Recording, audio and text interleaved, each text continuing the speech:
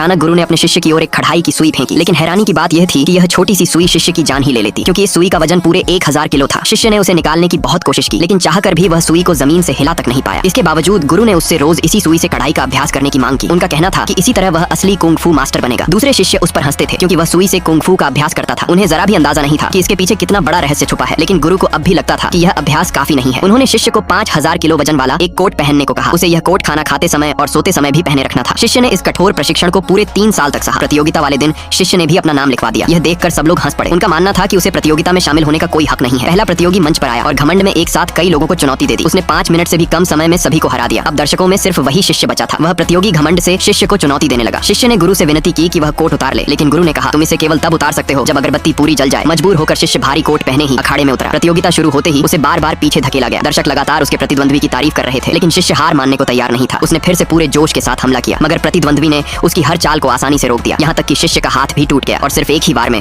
प्रतिद्वंद्वी ने उसे घुटनों पर गिरा दिया। तभी अगरबत्ती पूरी तरह जल चुकी थी। नेक्स्ट पार्ट के लिए सब्सक्राइब करें।